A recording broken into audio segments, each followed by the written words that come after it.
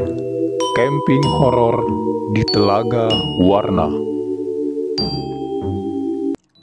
Telaga Warna bulan Desember 1985. Kisah lama ini meninggalkan kenangan yang membekas pada Denny dan Yanti. Perkenalkan, namaku Denny. Hari itu kakak perempuanku yang bernama Tuti mengajak camping untuk mengisi liburan sekolah bersama teman-teman pramukanya. Tentu saja aku senang sekali karena aku belum pernah merasakan camping di luar kota. Paling-paling berkemah di lapangan dalam komplek perumahan atau di kebun belakang rumah. Kita camping di mana, Kak? Tanyaku bersemangat. Di puncak, di Telaga Warna, ucapnya sambil menyiapkan tas dan perbekalan. Ya, asik, teriakku sambil melompat. Ya, siapin aja baju untuk salinan di sana ya, ucap kakakku lagi. Aku menunggu hari itu dengan tak sabar. Beberapa kali aku membongkar tas untuk menyiapkan segala keperluan nanti di sana. Waktu yang ditentukan pun tiba. Siang itu kami berangkat dari komplek perumahan sebanyak 7 orang menuju titik kumpul di Gang 3. Titik kumpul itu di rumah teman kakakku yang bernama Kusmiati. Di sana sudah ada beberapa anggota lain yang akan mengikuti camping. Kami saling berkenalan satu sama lain. Aku berkenalan pertama kali dengan gadis yang bernama Yanti. Acara ini pasti seru. Aku terlalu gembira. Tak berapa lama kendaraan losbak yang tertutup terpal sudah siap untuk berangkat. Setidaknya ada 12 orang yang ikut dalam peserta camping itu. Siang menjelang sore peserta camping remaja pun diberangkatkan. Mereka bersuka cita selama dalam perjalanan. Udara segar menyambut ramah saat tiba di daerah Cisarua. Bagi sebagian warga Jakarta, perjalanan ke puncak adalah wisata istimewa yang menyenangkan. Sore hari sampailah aku bersama rombongan di pelataran pintu masuk Telaga Warna. Udara dingin mulai menyambut kedatangan kami. Dengan riang gembira kami mulai turun mobil satu demi satu. Kulihat kakakku dan temannya, panitia lainnya melaporkan ke loket pendaftaran dekat pintu masuk. Kami masih berkumpul sambil menunggu semua terdaftar. Masa remajaku yang nakal, aku mulai curi-curi pandang dengan gadis yang bernama Yanti. Ia hanya melirik sesaat, itu pun membuat hatiku terasa terbang ke langit. Menjelang maghrib aku dan teman lainnya mulai menaiki bukit yang banyak ditumbuhi tanaman teh. Rombongan camping itu berencana mendirikan tenda dekat kebun teh. Tenda wanita sudah didirikan, kemudian secara bergotong royong mendirikan tenda pria. Pertama kali camping di Bukit Telaga Warna terasa sangat dingin. Aku memakai baju saja sampai 3 lapis. Mas Tono temanku yang baru kukenal mengajakku ke bawah. Malam itu katanya kita jalan-jalan cari kopi di warung. Aku dan Tono turun lembah setelah izin pada kakakku. Ya, jangan malam-malam, cepat kembali ya, ucap kakakku. Menikmati suasana puncak pada malam hari baru kali ini aku rasakan udara dingin yang menusuk. Tentu berbeda dengan udara Jakarta. Di tengah jalan pada saat itu aku bertemu Kak Iis dan Kak Utar selaku panitia. Mereka baru saja membeli minyak tanah. Mau kemana? Tanya mereka. Mau ke warung beli rokok, jawab Tono. Jangan ke jalan raya ya, tegas Kak Utar. Nanti di pengkolan sebelum jalan ada warung kecil di situ, sambung Kak Utar lagi. Baik Kak, ucap kami serempak. Aku dan Tony terus menyusuri jalan sisi kebun teh hingga tampak satu tikungan terlihat, warung kecil. Mungkin itu Mas Tono, warung yang tadi dibicarakan Kak Utar, ucapku. Warung itu sedikit tersembunyi, kalau tidak ada sinar patromak pasti tidak terlihat. Warung itu tampak sepi, ada makanan snack yang tergantung, goreng singkong, ubi, dan talas. Permisi, mau beli, Pak, Bu, ucap Mas Tono. Masih sepi. Mas Tono memanggil lagi penjaga warung. Permisi, Assalamualaikum, mau beli, ucap Tono lagi. Aku mulai duduk di bangku panjang. Di hadapanku makanan yang sudah dingin tadi. Ku ambil gorengan singkong sambil nunggu penjual keluar. Mas Tono akhirnya ikut duduk di samping makan talas yang sudah dingin. Tak berapa lama muncullah seorang lelaki memakai sarung yang menutup kepala hingga perutnya. Mungkin ia juga kedinginan. Mau pesan apa? Ucapnya. Kopi susu mang, 2 ucapku. Cukup lama penjual membuat kopi susu dalam biliknya. Akhirnya ia muncul dengan membawa 2 gelas kopi susu yang masih panas. Asap kopi mengepul jelas dari dalam gelas. Dan kami pun berdua mulai menyeruput kopi susu panas. Lelaki penjual itu kembali masuk dengan sarung coklat yang masih menutup kepala. Wajahnya pun tak begitu jelas, terlihat karena sinar lampu patromak terlihat redup. Mas Tono dan aku mulai menyeruput kopi sedikit demi sedikit. Tapi terhenti beberapa kali kulihat Mas Tono melepehkan sisa kopi di bibirnya. Aku pun sebenarnya merasakan keganjilan pada kopi susu itu. Rasanya sepat dan anta, seperti minum air lumpur. Mang, sudah mang, berapa? Kopi 2, saya gorengan 1. Mas Tono apa mas? Tanyaku. Talas goreng 1, ucapnya. Berapa mang? 300 rupiah, ucap penjual itu datar. Wajahnya terlihat pucat saat kulihat sepintas. Matanya lurus tak berkedip. Aku mengeluarkan uang 500 rupiah lembaran dan menaruhnya di atas meja. Uang pas saja, tidak ada kembalian, ucap penjual itu. Oh, nggak apa-apa. Besok aja mang, saya mampir lagi. Saya camping di atas sana, ucapku seraya menunjuk bukit kebun teh itu. Lelaki penjual itu hanya mengangguk pelan. Wajahnya yang pucat terlihat dari sinar lampu patromak. Ketika akan pulang, lelaki penjual itu berkata, "Jangan membuat keramaian di sini. Banyak yang ingin beristirahat," ujar lelaki itu. "Oh ya mang," jawab Tono. Aku dan Tono kemudian berjalan meninggalkan warung itu. Kopi susu rasanya sepet, kata Tono sambil melepehkan sisa-sisa makanan di mulutnya. Iya mas, saya juga nggak jadi minum, rasanya tawar. Gorengannya juga aneh rasanya. Balasku seraya mempercepat langkah. Sampailah kami berdua di area camping. Suara gitar terdengar diiringi lagu The Rolling Stone yang sedang hit kala itu. Kulihat Kak Uter menyorotkan senter ke arah kami berdua. Ada kakakku juga di sampingnya. Kalian dari mana sih? Dicari-cari nggak ketemu. Kan udah dibilang jangan ke jalan raya, ucap Kak Utar sedikit kesal. Kita di warung bawah kok, nggak sampai jalanan, jawab Tono. Warung bawah mana? Tadi Utar sama 2 orang lainnya turun, kalian nggak ada di warung itu. Ibu penjual juga bilang kalian nggak ke situ. Tuti memberikan keterangan. Aku dan Tono hanya terdiam dan saling pandang. Ya udah, bergabung sama lainnya. Jangan ada yang keluar lagi dari area camping, teriak Kak Utar. Dengan penuh tanda tanya, aku dan Tono mulai bergabung dengan teman-teman. Bermain gitar dan bernyanyi The Rolling Stone memberikan suasana yang meriah. Hingga aku lupa pesan dari tukang warung tadi di bawah. Tiba-tiba salah satu temanku berlari ke arah tenda wanita.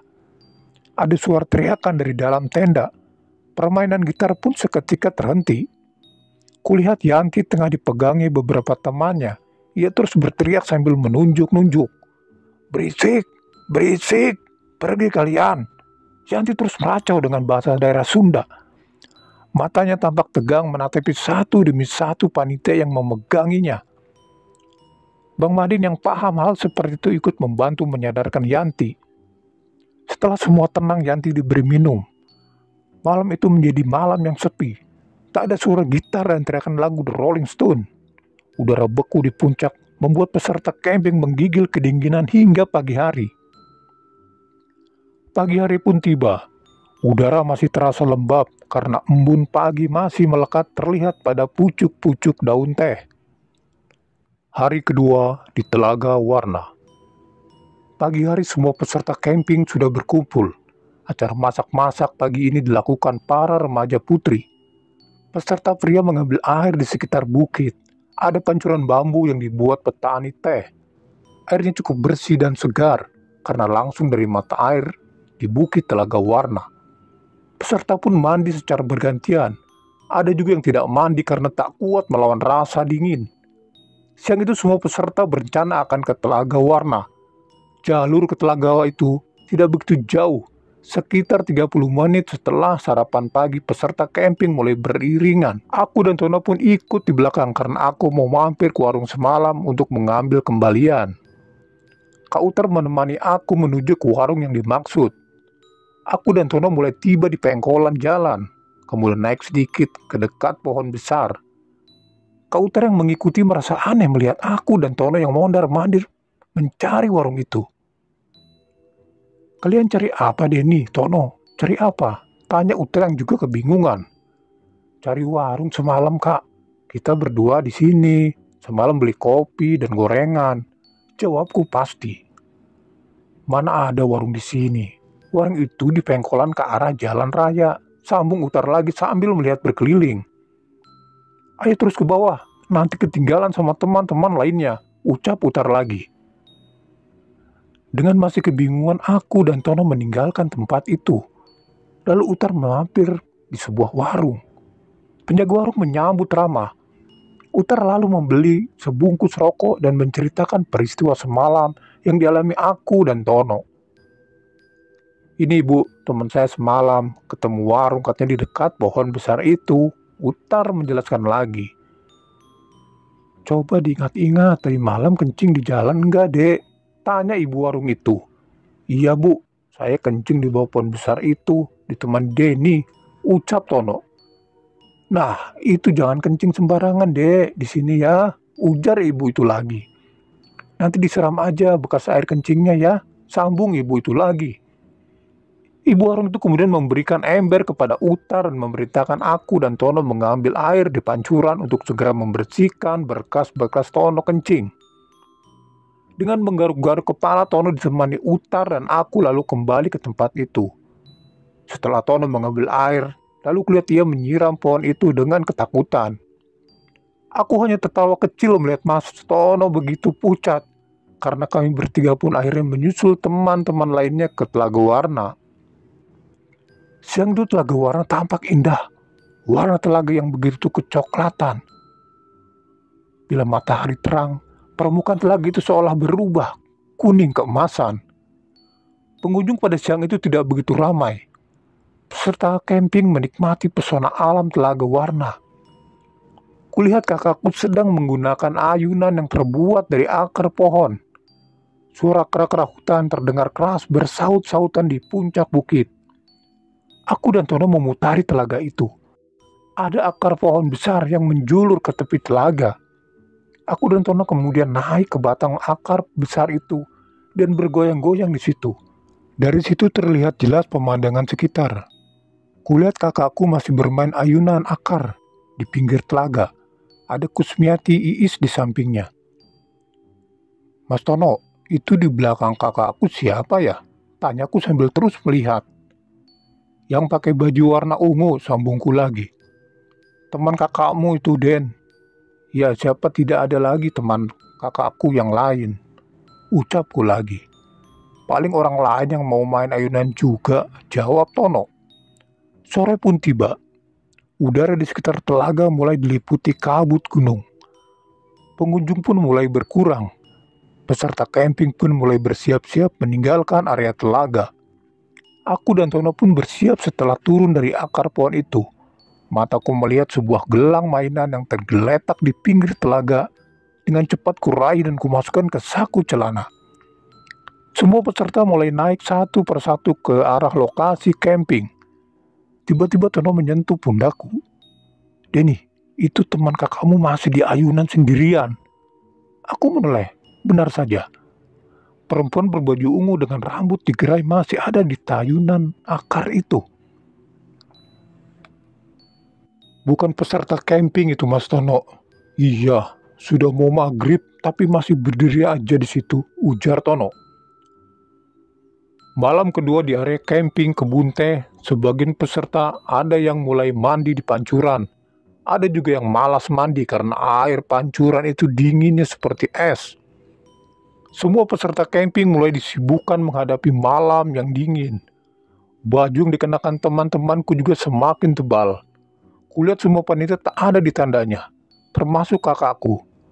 Lama menunggu, kulihat Kak Utar dan panitia lainnya mulai datang satu persatu. Tim panitia mengabarkan kalau malam ini semua peserta camping harus pindah. Apa? Pindah? Ya, informasi dari Dinas Kehutanan. Besok ada inspeksi, jadi semua kegiatan di area kebun teh harus dikosongkan. Serempak semua peserta mulai berkemas. Tenda dilipat, semua atribut dimasukkan ke tas ransel masing-masing. Setelah semua selesai, tim bergegas turun bukit. Malam itu juga aku pun belum tahu akan pindah kemana. Malam ini rombongan camping ke pramukaan pimpinan Utar mulai berjalan menuruni bukit Telaga Warna. Kemudian memasuki jalan raya puncak. Beberapa peserta mulai tampak lelah.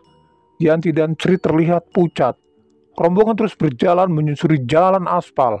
Entah berapa lama aku pun merasa sangat lama. Hingga rombongan memasuki kebun teh Gunung Mas. Terus dan terus berjalan. Aku mendekati Yanti dan Sri yang terlihat lelah. Mungkin inilah cara pendekatanku dengannya. Kami mulai mengobrol tipis untuk mengurangi capek dan letih. Tak lama kemudian rombongan camper ini memasuki sebuah kampung yang bernama Tugu. Di depan sebuah rumah kosong semua berhenti. Semua letih, tak ada yang bicara. Hingga Utar, Tuti, dan lainnya menjelaskan kalau rumah ini adalah rumah neneknya Darwin, salah satu peserta camping. Rumah ini sudah lama kosong, jadi sementara bisa beristirahat malam ini di sini. Mulai memasuki rumah kosong ini tanpa suara. Semua masuk dalam rumah dan merebahkan tubuh masing-masing di ruang tengah. Aku masih bersandar di dinding ruang tengah. Ada 4 kamar yang hanya tertutup tirai kain berwarna putih. Sempat kusibakan tirai putih itu, dalamnya kosong. Bulu kuduku meremang seketika. Rumah itu beralaskan semen, dindingnya setengah bata merah. Sisanya ke atas masih bilik. Beberapa peserta mulai tertidur. Ada juga yang masih terjaga. Pintu depan kulihat masih terbuka. Terlihat batang pohon randu yang menjulang ke atas. Waktu terus merambat malam. Mataku masih terjaga walau tubuh terasa letih. Sebelum terpejam kubacakan beberapa doa. Tiba-tiba di depan pintu yang terbuka kulihat seorang perempuan tua masuk. Jalannya seperti tersendat-sendat. Berada di antara kaki-kaki temanku. Aku menggosokkan mata berkali-kali. Sosok itu memakai sanggul. Wajahnya tirus. Tepat di depanku sosok itu menoleh, terdengar suara menjerit. Aku tersadar ketika Herno temanku menepuk pipiku berkali-kali. Beberapa orang memegangiku. Ada apa ini? Kamu kemasukan apa ini? Tanya Tono. Aku terjaga dan bangun. Kulihat Yanti pun sedang dikelilingi panitia. Ia juga kesurupan. Aku merasa pundakku tadi berat dan tak sanggup bergerak. Tak ingat apa-apa lagi. Cukup lama Bang Madin dan lainnya menyadarkan Yanti. Suasana yang sepi jadi menjadi panik. Beberapa peserta keluar dari rumah. Beruntunglah ada warga yang mendengar. Seorang bapak menyarankan untuk meninggalkan rumah kosong itu secepatnya. Kembali semua berkemas dengan tubuh yang masih sempoyongan. Akhirnya rombongan yang diketahui Utar diajak ke rumah bapak yang membantu tadi. Semua peserta masuk ke dalam rumah tinggal bapak Parubaya itu. Hanya ada sinar patromak yang menerangi setidaknya untuk sementara lebih aman di sini. Waktu terus beranjak lambat. Waktu malam terasa lama. Sebagian peserta kembali merebahkan diri. Tergeletak di mana saja, tak beraturan. Rasa kantukku pun terasa hilang.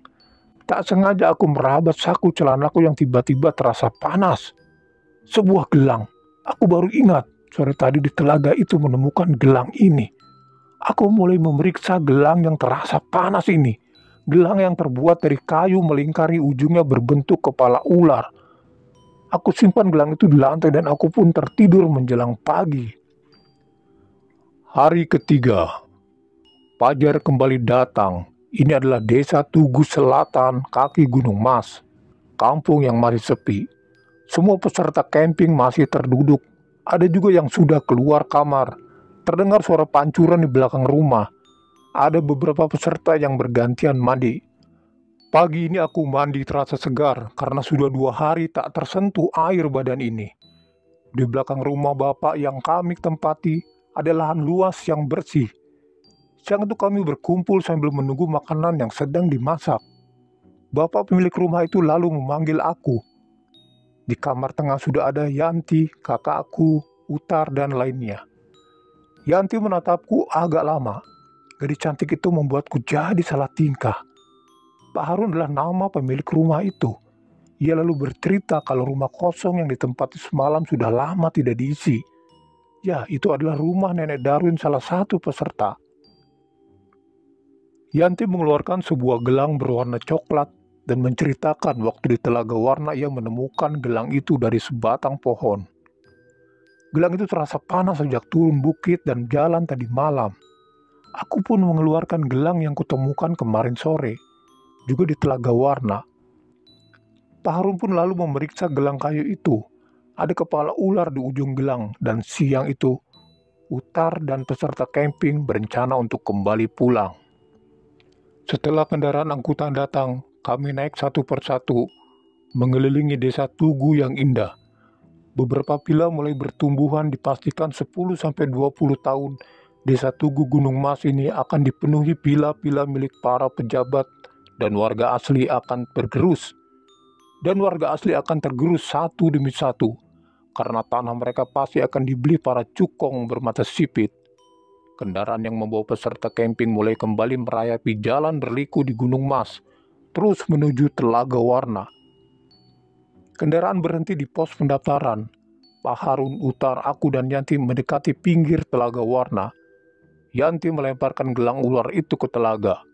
Aku pun meraih gelang ular dan ikut melemparkan ke tengah telaga. Suara pantulan air terdengar keras saat gelang ular itu menyentuh permukaan telaga. Tanpa sengaja aku meraih tangan Yanti dan menggenggamnya erat-erat. Yanti hanya terdiam dan memandang Telaga Warna yang penuh kenangan nantinya.